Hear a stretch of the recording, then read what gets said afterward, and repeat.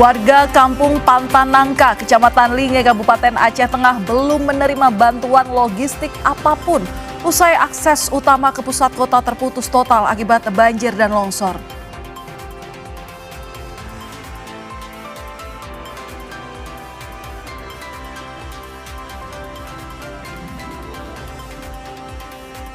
Senin malam, pusat kota Aceh Tamiang, Aceh, tepatnya di Kecamatan Kuala Simpang masih gelap gulita pasca musibah banjir bandang.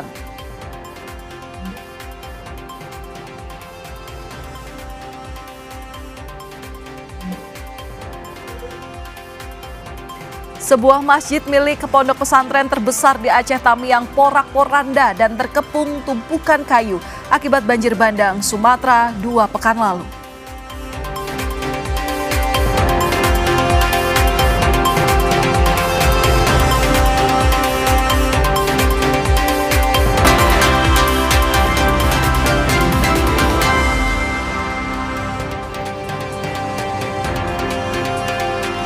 Halo saudara, selamat malam. Apa kabar Anda hari ini? Selain 3 berita utama tadi, kami juga memiliki sejumlah informasi menarik lainnya. Hari ini di Kompas Malam 8 Desember 2025 bersama saya, Valentina Sitorus.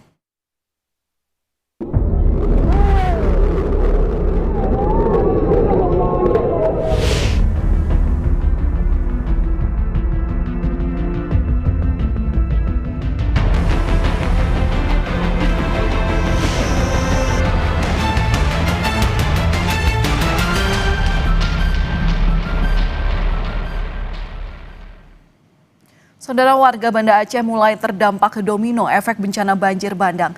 14 hari pasca bencana, warga mengaku sulit mendapat pasokan LPG. Sudah antri berjam-jam sejak pagi, warga mengaku tak mendapat LPG.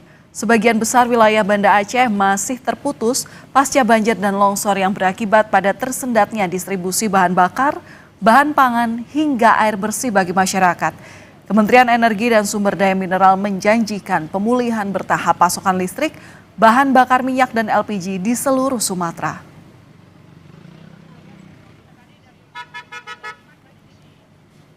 Ya, jangan pada pergi sini.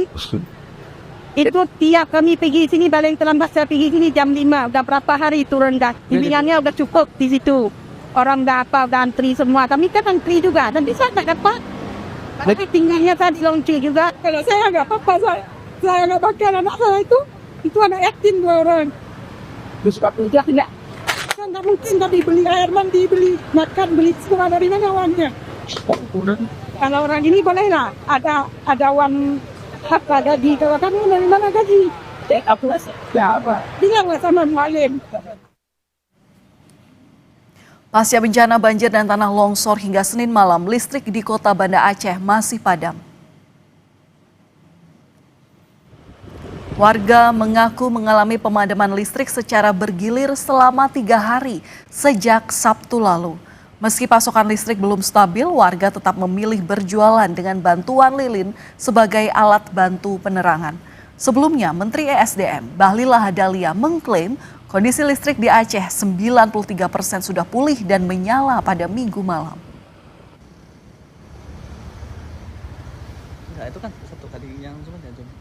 Pusat kota Aceh Tamiang, Aceh pada Senin malam tepatnya di Kecamatan Kuala Simpang masih gelap gulita pasca musibah banjir bandang akhir November lalu. Pasokan listrik masih belum pulih 100%. Namun pemulihan listrik terus dikebut hingga malam hari. Petugas memasang instalasi listrik yang merupakan kabel jaringan tegangan menengah.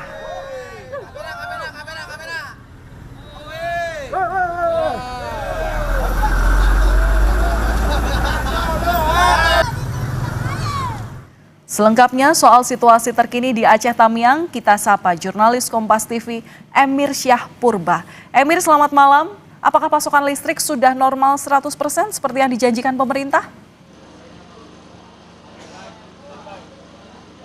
Ya, selamat malam Valen dan juga saudara. Meskipun pemerintah menjanjikan untuk Aceh listrik akan normal pada Minggu malam, namun nyatanya di sebagian besar wilayah di Aceh Tamiang hingga saat ini masih gelap gulita. Adapun di lokasi saya mengabarkan ini, Valen dan juga saudara, merupakan alun-alun pemerintah Kabupaten Aceh Tamiang. Dapat Anda lihat di sini listrik menyala, begitu juga dengan lampu penerangan. Namun saya informasikan ini berasal dari arus yang berasal dari mesin genset, karena memang sampai dengan saat ini arus listrik di Aceh Tamiang masih lumpuh. Begitu juga pantauan kami, Valen dan juga saudara, di pusat kota, tepatnya di Kuala Simpang, Valen dan juga saudara, yang merupakan pusat perekonomian Aceh Tamiang. Hingga malam ini masih gelap total akibat masih lumpuhnya jaringan listrik, sehingga warga masih mengandalkan penerangan seperti menggunakan lampu petromak, begitu juga dengan api unggun, sehingga masyarakat memang belum merasakan listrik hingga 11 hari pasca banjir ini. Juga Valen dan juga saudara, pantauan kami tadi juga, sampai dengan saat ini petugas dari PLN masih melakukan sejumlah pengerjaan. Seperti di sekitaran Kuala Simpang, kami melihat tadi ada sejumlah petugas yang melakukan pekerjaan, yaitu penginstalan jaringan listrik bertegangan menengah. Dan beberapa hari dan kemarin kami juga melihat sejumlah petugas lainnya sedang melakukan pemasangan tiang-tiang listrik akibat banjir bandang. Memang sejumlah tiang listrik di Aceh Tamiang rubuh dan mengakibatkan putusnya jaringan listrik di Aceh Tamiang ini. Sementara itu, Valen dan juga saudara, selain arus listrik yang belum masuk, saat ini pendistribusian bantuan masih terus dilakukan. Saat ini untuk pendistribusian bantuan saat ini dipusatkan dari posko terpadu yang berada di alun-alun pemerintah Kabupaten Aceh Tamiang. Sebelumnya, Valen dan juga saudara, posko terpadu ini berada di Desa Bukit Rata, Kejuruan Muda, yang jauh dari pusat kota, sehingga masyarakat kemarin sulit untuk mengakses ke posko terpadu itu. Namun saat ini posko terpadu telah diletakkan di alun-alun milik Pemkab Tamiang yang berada di pusat kota, sehingga masyarakat dapat lebih mudah untuk mengaksesnya. Selain dari pendistribusian bantuan, untuk akses air bersih, hingga saat ini masyarakat masih kesulitan untuk mendapatkan air bersih. Namun pantauan kami tadi juga sejumlah bantuan air bersih sudah diturunkan, baik dari pemerintah maupun dari pihak swasta.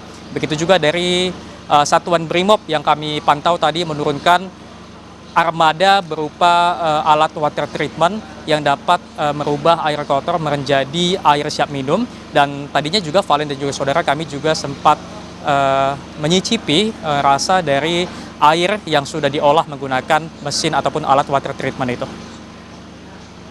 Baik, laporkan langsung dari Aceh Tamiang, jurnalis Kompas TV Emir Syahpurba. Terima kasih. Saudara, 2 pekan pasca banjir bandang yang menerjang wilayah Tapanuli Tengah, nyatanya masih ada desa yang terisolasi dan sulit mendapat bantuan. Bersama TNI, jurnalis Kompas TV Nanda Aprilia berjalan menembus jalur terisolasi demi bisa mengirimkan bantuan untuk warga. Sepanjang jalan beginilah kondisi yang kami lewati. Perjalanan yang panjang dan tak mudah menuju ke Desa Mardame, Tapanuli Tengah, desa yang masih terisolasi dan minim bantuan. Dan saya akan ikut untuk menembus ke jalur selanjutnya, karena tidak hanya di Nauli ini saja, saudara, saya akan bergerak menuju ke Madame, kemudian ke titik lainnya, untuk kemudian menuju titik akhirnya ke Sibolga melalui jalur darat dan dibuka melalui jalur darat. Ikuti perjalanan saya. Perjalanan kami mulai dari Kelurahan Nauri yang sudah bisa diakses sebelumnya. Bersama pasukan Yonif 122 Tombak Sakti Brigif 7 Rimba Raya Kodam 1 Bukit Barisan, saya dan juru kamera Andika Ahadiat berjalan kaki menuju ke Desa Mardame. Kurang lebih sudah 2 km kami berjalan dari Kelurahan Nauli. Sekarang sudah masuk ke Desa Mardame. Sepanjang jalan beginilah kondisi yang kami lewati, saudara. Sekalinya ada jalan setapak ataupun begini, jalan benar-benar tertutup oleh material longsor. Bahkan tadi butuh perjuangan sekali.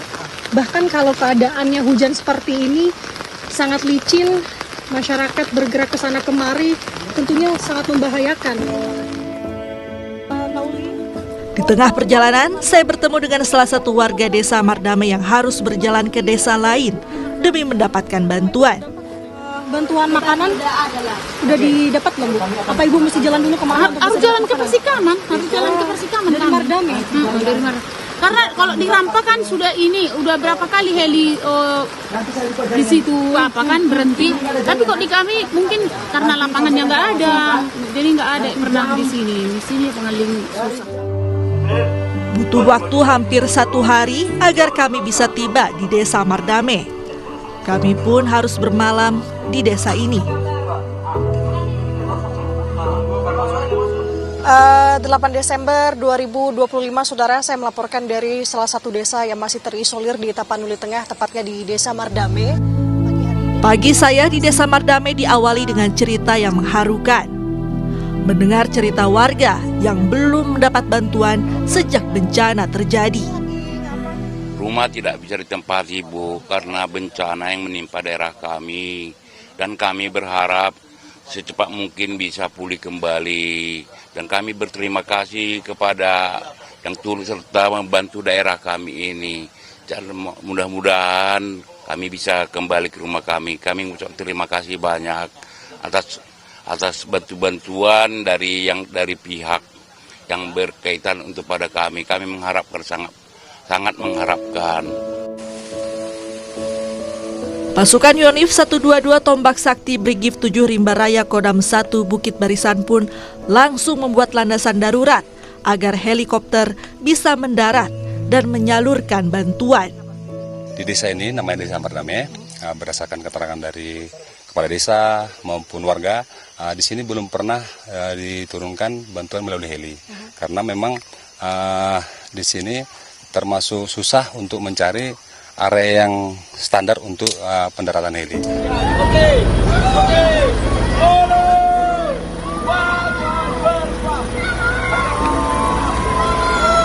Setelah menunggu, akhirnya helikopter yang membawa bantuan pun tiba. Kebahagiaan warga desa Mardame di Tapanuli Tengah tak terbendung. Tak sedikit warga yang menitikkan air mata karena akhirnya bantuan datang ke desa mereka. 14 hari baru mendarat dari 14 hari. Iya, terima kasih kepada TNI 122 dan Kompas TV. Kami dari Kepala Desa Mardame mengucapkan terima kasih banyak. Baru 14 hari baru mendarat bantuan sama kami. Makasih Tuhan. Terima kasih, Pak. Ya. Senang ya, Pak? Senang kami masyarakat. Ya. Iya. Semoga terbantu ya. Terbantu. Alhamdulillah sudah terbantu. Di jalur udara cepat diakses. Kebahagiaan warga desa Mardame tentu jadi kebahagiaan tersendiri bagi saya. Juru kamera Andika Hadiat dan pasukan Yonif 122 Tombak Sakti Brigif 7 Rimba Raya Kodam 1 Bukit Barisan. Perjuangan kami menembus jalur terisolasi berbuah bahagia bagi warga desa yang akhirnya mendapat bantuan. Nanda Aprilia, Andika Hadiat, Kompas TV, Tapanuli Tengah.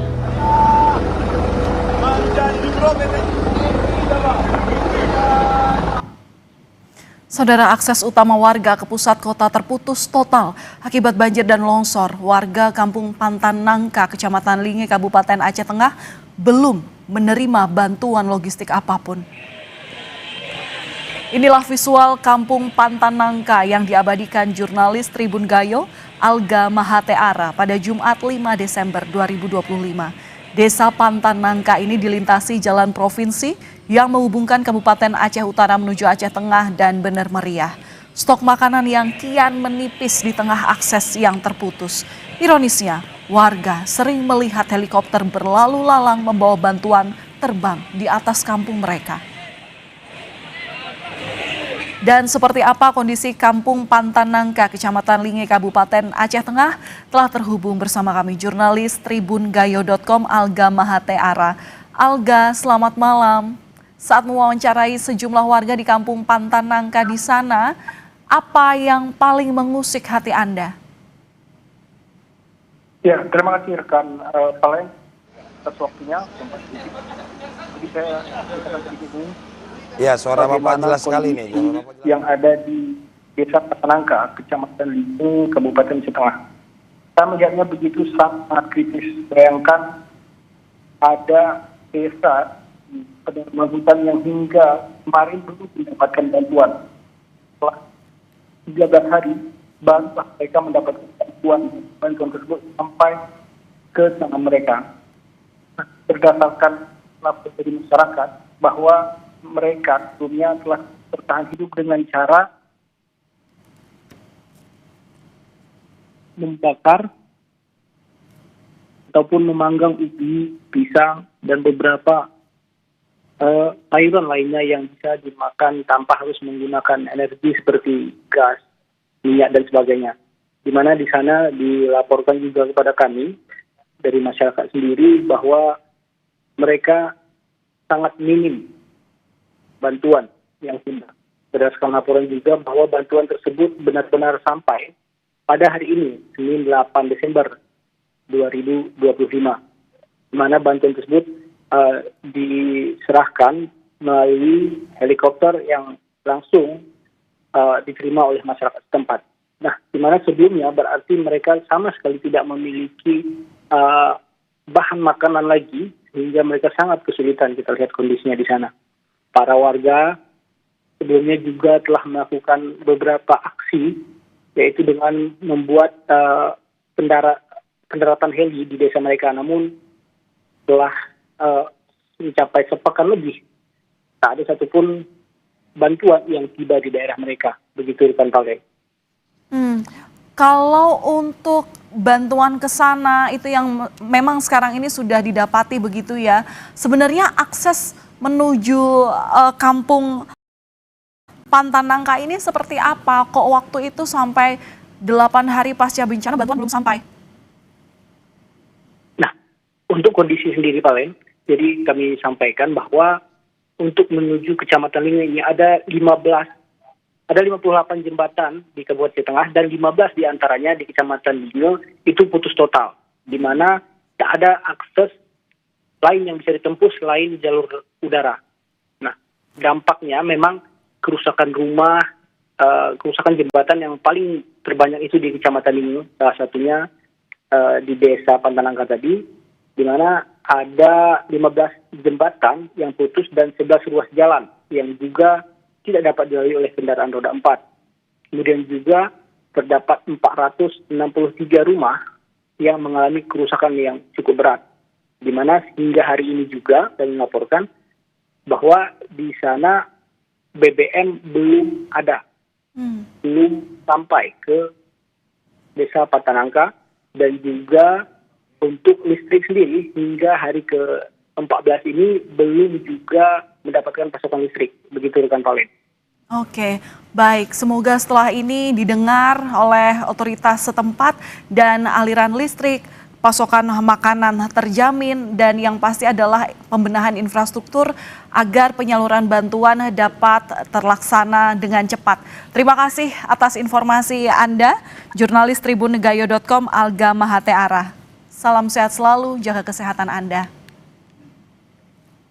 Saudara, kami masih akan kembali usai jeda dengan informasi mengenai sebuah masjid milik pondok pesantren terbesar di Aceh Tamiang porak-poranda dan terkepung tumpukan kayu akibat banjir bandang Sumatera 2 pekan lalu.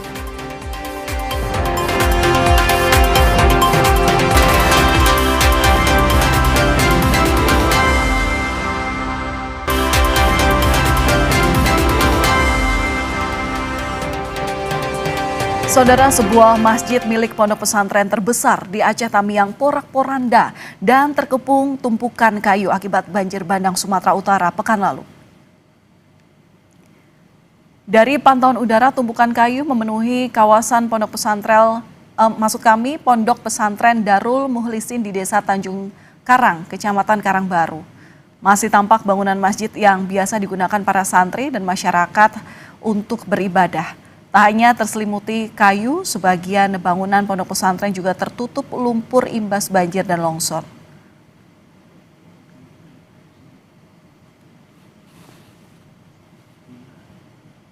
Saudara, pusat kota Aceh Tamiang pada Senin malam tepatnya di Kecamatan Kuala Simpang masih gelap gulita pasca musibah banjir bandang akhir November lalu. Pasokan listrik masih belum pulih 100%, namun pemulihan listrik terus dikebut hingga malam hari. Petugas memasang instalasi listrik yang merupakan kabel jaringan tegangan menengah. Dan bagaimana penanganan bencana banjir bandang di Aceh Tamiang? Kita membahasnya bersama Kepala BPBD Aceh Tamiang, ada Bapak Iman Suheri. Selamat malam Pak Iman, apa kabar? Sehat Pak? Selamat malam Ibu, Alhamdulillah sehat. Alhamdulillah Pak, berdasarkan data BPBD, sejauh mana sebenarnya kerusakan di Provinsi Aceh dan Kabupaten Aceh Tamiang khususnya? Ya, di Kabupaten Aceh Tamiang kita pahami ada 12 kecamatan dan 216 desa. Ya, dari sampai dengan saat sekarang ini kami kesulitan karena tadi listrik tidak hidup, jaringan susah untuk seluler. Jadi pada saat untuk pendataan hanya beberapa kecamatan yang bisa mengirimkan data. Dari 12 kecamatan baru 5 kecamatan yang mengirimkan, yang rumah rusak berat saja itu mencapai sudah 1.800 rumah kurang lebih yang rusak berat. Oke, rumah rusak berat diprediksi ada 1.800 dan itu masih bisa bertambah ya Pak ya? Ya, itu masih 5 kecamatan dari 12 kecamatan yang ada. Oke. Kalau untuk bicara soal kondisi listrik malam ini di Aceh Tamiang, sama sekali belum ada yang nyala Pak, atau sudah ada berapa persen yang pulih? Untuk 2 hari yang lalu itu udah mulai nyala di pusat pemerintahan, tapi spot. Karena banyaknya tiang listrik yang tumbang, jadi PLN menghidupkan listrik itu berspot deh Bu. Tapi untuk malam ini tadi Kepala PLN menyampaikan bahwasanya ini memang mati total se-Aceh. Untuk PLN luar biasa, mereka bahu-membahu kerja terus karena memang tiang-tiang listrik pada tumbang seluruhnya. Baik dari perbatasan Langkat Tamiang sampai dengan ke Kota Langsa. Yang paling parah adalah Kota Kuala Simpang dan Kecamatan Karangbaru. Oke. Berarti saya konfirmasi untuk penerangan di tempat Bapak saat ini, itu berarti menggunakan genset yang diperlukan bahan bakar solar ya Pak ya? Benar Ibu, benar. Oke, untuk bahan bakarnya sendiri seperti apa Pak? Karena kami melihat itu di sejumlah daerah antrian panjang itu terjadi, otomatis juga stok ini juga makin menipis. Seperti apa ini kondisinya di sana? Baik Ibu, ya kita di Aceh Tamiang ada 6 pom bensin. Dari 6 pom bensin yang selamat itu hanya 1, itu di daerah Semadam namanya. Itu kita sudah koordinasi bersama Forkopimda. Jadi setiap harinya kita mengambil jatah di situ, kita bayar tentunya untuk persediaan di posko, baik untuk mobilisasi logistik ataupun mobilisasi untuk kegiatan-kegiatan di posko apabila sampai sekarang ini listrik belum hidup Ibu. Jadi seperti itu. Oke, tapi pasti setiap harinya harus membeli ya Pak ya? Iya. Ya. Alhamdulillah kemarin dengan hadirnya Kaban BNPB, beliau mensuplai Starlink, ya, lanjut lagi dengan tenda-tenda, karena memang di peralatan saya semua habis ulantah, baik kendaraan, baik tenda, jadi operasional saya tidak bisa bergerak gitu loh. Memang saya butuh bantuan dari pusat.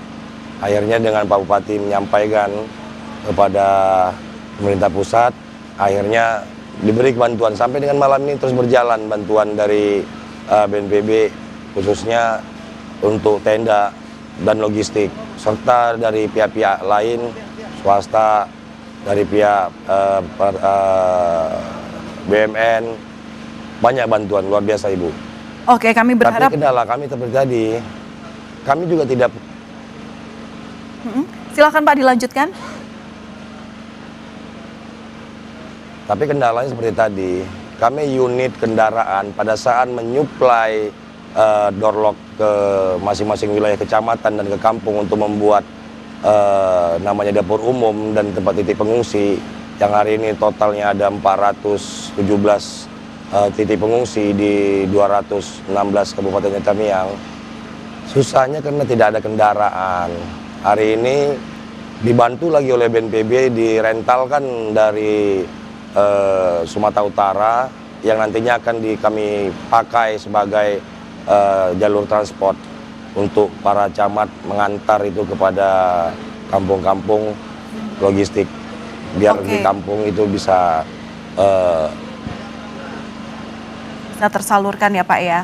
Oke, Pak Imam, ini kemarin malam itu kan Kepala BNPB sudah menyampaikan akan mulai membangun hunian sementara. Nah, bisa dijelaskan lebih lanjut kapan pembangunan Huntara ini akan dimulai, Pak? Ya, kalau penyampaian dari Pak Kaban, bagaimana permintaan dari Bapak Bupati Aceh Tamiang, bahwasanya kami segera mempersiapkan lahan hunian sementara. Lanjut nantinya di situ juga huntap, kata beliau, hunian tetap. Dan lokasinya nanti akan kami cari posisinya yang lebih elevasinya lebih tinggi gitu loh. Karena dari 12 kecamatan ada satu kampung yang aman dari banjir bandang yang kemarin ini, itu adalah namanya Kampung Payabedi. Kampung Payabedi, Kecamatan Rantau. Ulangi, Kecamatan Kejuruan Muda. Itu yang paling aman. Disitulah kami kemarin bisa berkomunikasi bersama pimpinan, Bapak Bupati, telepon ke pusat. Jadi untuk Huntara dan Huntap, kami mempersiapkan lahan, dan kami akan lapor ke BNPB untuk segera terrealisasi. Karena tidak lama-lama, harapannya 2 minggu, dibilang Bapak Kepala Badan Nasional Penanggulangan Bencana. Ya, itu adalah konsentrasi saat ini, selain juga bagaimana mengupayakan kehidupan masyarakat di pengungsian dengan logistik yang harus tersalurkan semuanya. Setidaknya kami berharap, masyarakat Indonesia berharap, Pak, mendoakan juga, terima kasih untuk upaya BPBD yang terus melakukan penanganan bencana ini dengan optimal. Terima kasih Pak Iman Suheri, Kepala BPBD Aceh, sudah berbagi informasi bersama kami di Kompas Malam Kompas TV. Salam sehat selalu Pak Iman. Saudara, Presiden Prabowo Subianto menyentil Bupati Aceh Selatan yang diketahui pergi umroh tanpa izin saat daerahnya terdampak bencana. Prabowo meminta Mendagri mencopot Bupati Aceh Selatan.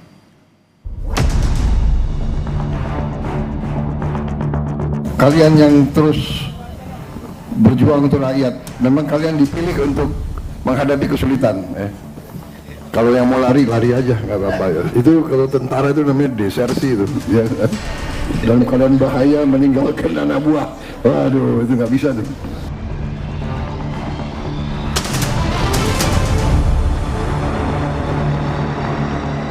Bupati Aceh Selatan Mirwan MS diketahui pergi umroh di saat daerah yang ia pimpin terdampak bencana banjir bandang dan longsor.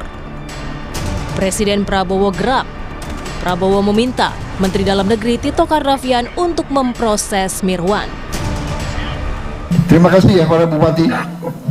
Kalian yang terus berjuang untuk rakyat. Memang kalian dipilih untuk menghadapi kesulitan. Kalau yang mau lari aja, nggak apa-apa ya. Copot langsung. Mendagri bisa ya di prosesnya di bisa ya. Itu kalau tentara itu namanya desersi itu. Ya. Dalam keadaan bahaya meninggalkan anak buah. Waduh, itu nggak bisa tuh. Sorry itu. Saya nggak mau tanya partai mana. Udah kupecat. Wakil Menteri Dalam Negeri Bima Arya mengatakan, Bupati Aceh Selatan Mirwan MS yang pergi umroh tanpa izin saat bencana di Aceh akan diperiksa Inspektorat Kemendagri. Kemendagri akan memberi sanksi Bupati Aceh Selatan Mirwan MS jika terbukti melakukan pelanggaran selama masa tanggap darurat bencana yang terjadi di daerahnya. Presiden ingatkan secara tegas kepada seluruh kepala daerah untuk tidak meninggalkan gelanggang, untuk tetap ada di lapangan.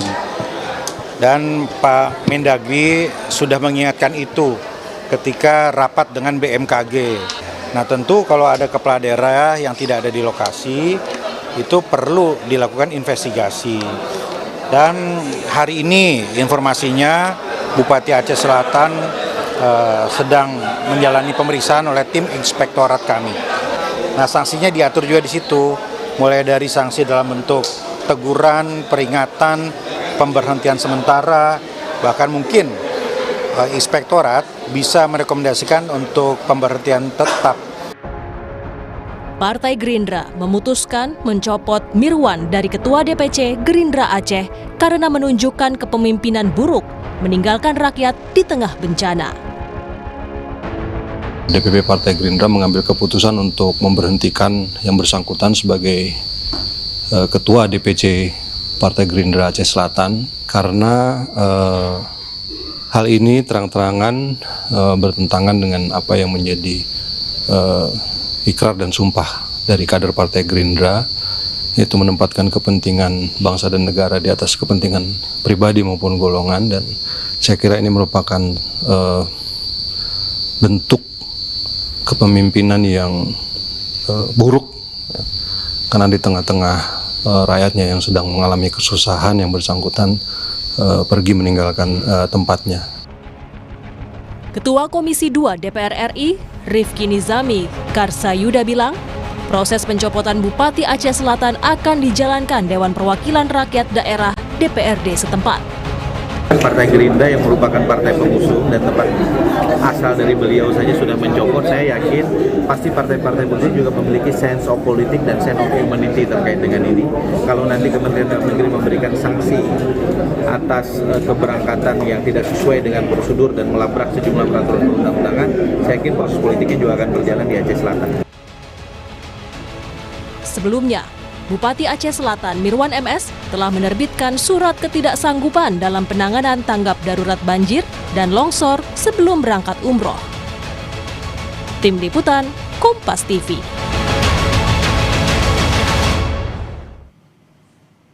Kami akan kembali usai jeda dengan informasi mengenai 78 siswa yang menjadi korban banjir bandang di Batang Toru, Tapanuli Selatan, Sumatera Utara, mengikuti ujian semester dengan kondisi serba terbatas.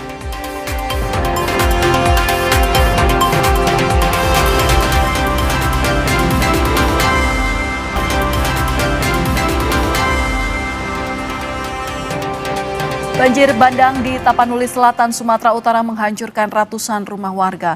Para penyintas banjir di Sumatera Utara butuh uluran tangan demi menghidupkan lagi asa untuk melanjutkan hidup pasca bencana. Berikut liputan jurnalis Kompas TV Jona Hamunangan dan juru kamera Febri James serta pilot drone Muhammad Andika dari Desa Hutagodang, Tapanuli Selatan, Sumatera Utara. Saudara, saat ini saya berada di Desa Hutagodang, Tapanuli Selatan, Sumatera Utara.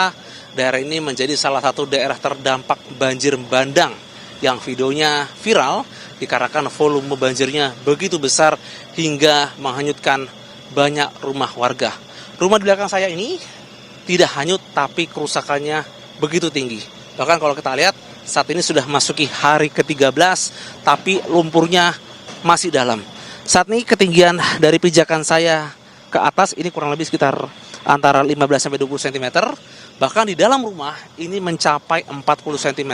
Di samping saya ini sudah ada keluarga atau korban terdampak dan mereka juga adalah pemilik rumah yang ada di belakang saya, yaitu dengan Kak Nirwana dan Kak Nana. Kak, sebelumnya kami turut berduka ya atas kejadian ini ya. Ini sudah masuk ke hari 13, listrik pun bisa dikatakan hanya setengah yang terisi, sisanya belum. Dan bantuanmu katanya juga masih belum terdistribusi dengan baik ya. Nah, mungkin Kak Nirwana boleh menceritakan ya, atau mungkin bisa curhat juga kepada pemerintah nih, apa bantuan yang sebenarnya diharapkan Jelas rumah saya Pak udah jebol Pak.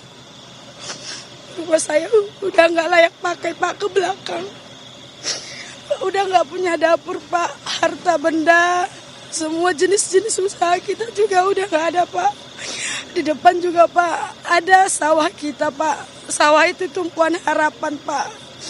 Di mana sawah ini yang bisa menyekolahkan saya dan adik-adik saya Pak. Sekarang saya harus gimana Pak? Saya minta kepada Bapak pemerintah, tepatnya Bapak SDM kemarin, saya Menteri SDM dan Menteri Lingkungan Hidup yang katanya sudah tinjau langsung ke Desa Garoga, tapi saya yang di posko sudah menanti-nanti kehadiran Bapak tersebut, Menteri tersebut, namun tidak digubris, tidak singgah. Padahal saya ingin menanyakan, kami mau kemana Pak selanjutnya? Kami memiliki harapan yang sangat-sangat besar kepada pemerintah kami, pemerintah Indonesia, agar kami benar-benar diperdulikan, kami benar-benar diperhatikan Pak. Hidup kami hancur, sangat-sangat hancur Pak. Semua harta benda, barang-barang yang kami punya dihempaskan oleh banjir bandang. Kayu-kayu besar melanda rumah kami Pak. Terima kasih banyak Kak Nana dan sebelumnya Kak Nirwana. Perhatian dari pemerintah bukan hanya distribusi seperti logistik atau makanan, tapi juga ada solusi. Tadi seperti disampaikan ada curhat bagaimana mereka membangun kembali rumah yang hancur. Usaha mereka harus dari nol, uang pun tidak ada. Jona Monangan, Febri James, Muhammad Andika, Kompas TV, Tapanuli Selatan, Sumatera Utara.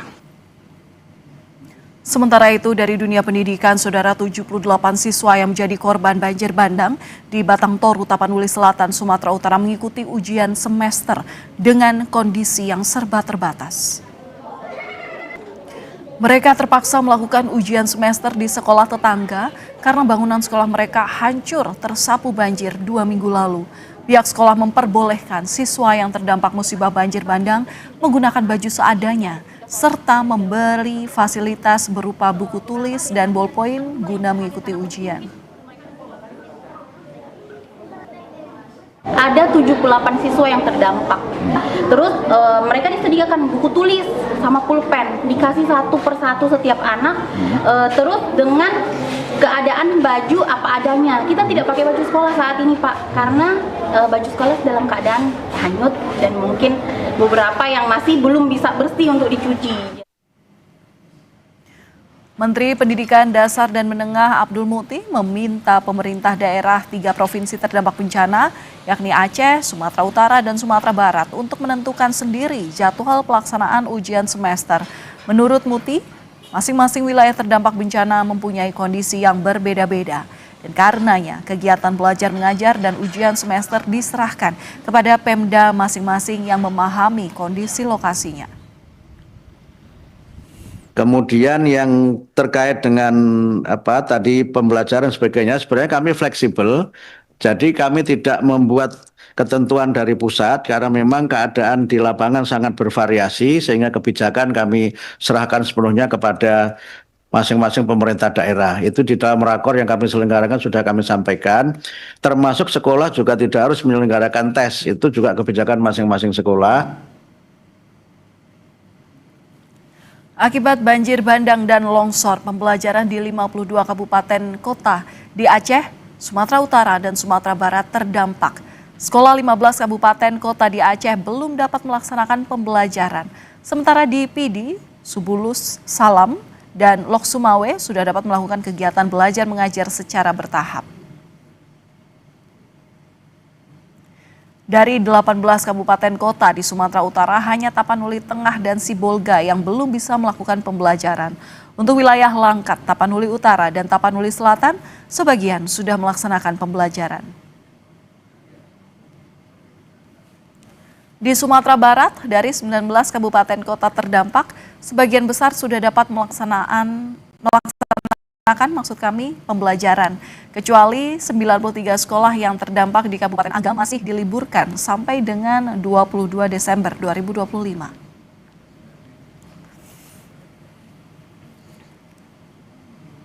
Kemendikti-Saintek berencana akan membebaskan uang kuliah tunggal atau UKT mahasiswa yang terdampak bencana di 3 provinsi, Aceh, Sumatera Utara, dan Sumatera Barat.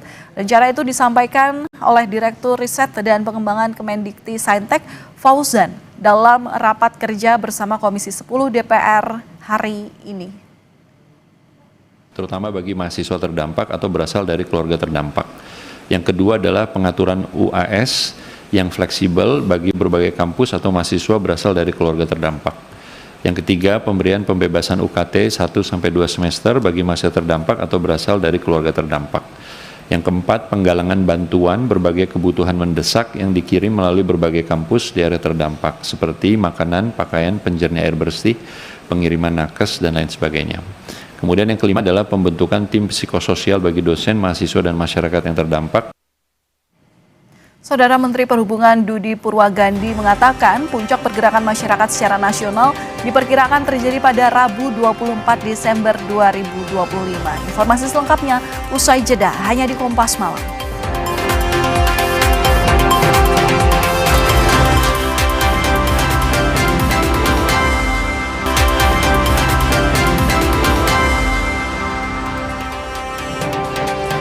Saudara, kasus penipuan wedding organizer terjadi di Jakarta Utara.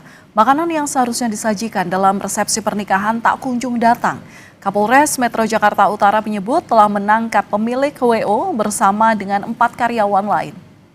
Untuk kemenangan kami dari keluarga sudah memikirkan alternatifnya. Inilah video amatir milik warga yang menampilkan sebuah acara pernikahan yang memakai jasa wedding organizer Ayu Puspita. Tak ada makanan yang disajikan sesuai dengan kontrak perjanjian.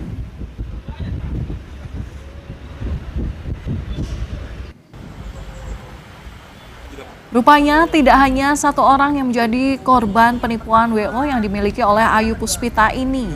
Para korban pun menggerebek rumahnya yang ada di Cipayung, Jakarta Timur. Sejumlah korban juga telah membuat sejumlah korban ini telah juga membuat laporan di Polres Metro Jakarta Utara dengan kerugian hingga ratusan juta rupiah. Dan saat ini pemilik wedding organizer yakni Ayu Puspita dan 4 karyawannya dalam pemeriksaan polisi.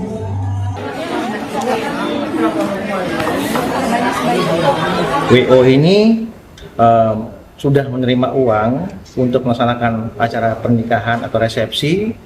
Kemudian pada hari H-nya tidak terlaksana sesuai dengan kesepakatan. Salah satu contoh yaitu makanan yang harusnya dihadirkan pada saat pesta tersebut tidak datang. Sehingga menimbulkan komplain dari para korban dan korban membuat laporan polisi ke Polres Metro Jakarta Utara. Saat ini masih running pemeriksaan dari yang dilaporkan telah. Saudara, jelang pergantian tahun, pemerintah mulai menyiapkan skema pengamanan dan pelayanan libur Natal 2025 dan Tahun Baru 2026. Dalam rapat bersama Komisi 5 DPR, Menteri Perhubungan Dudi Purwagandi mengatakan sudah bahwa puncak pergerakan masyarakat secara nasional diperkirakan terjadi pada hari Rabu 24 Desember 2025. Sementara puncak kepulangan nanti terjadi pada hari Jumat 2 Januari 2026. Puncak perjalanan diperkirakan terjadi pada Rabu 24 Desember 2025 untuk arus keberangkatan dan Jumat 2 Januari 2026 untuk arus balik atau kepulangan. Tanggal-tanggal ini selanjutnya akan menjadi fokus pembatasan lalu lintas, penambahan layanan, dan pengaturan operasional transportasi. Kami akan hadirkan informasi dari dunia olahraga usai jeda mengenai timnas U22 Indonesia yang dipaksa menyerah 0-1 dari Filipina pada laga perdana grup C SEA Games 2025 Thailand.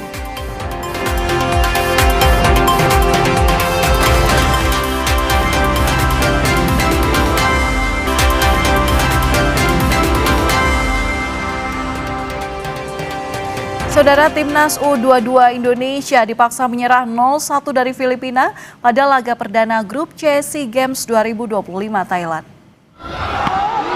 Bermain di the 700th anniversary of Chiang Mai Stadium, Garuda Muda membuat sejumlah peluang namun tidak ada yang terkonversi menjadi gol. Skuad racikan Indra Syafri justru kecolongan di penghujung babak pertama. Banatau merobek gawang Indonesia lewat tandukannya dan skor 1-0 bertahan hingga wasit meniup peluit akhir pertandingan.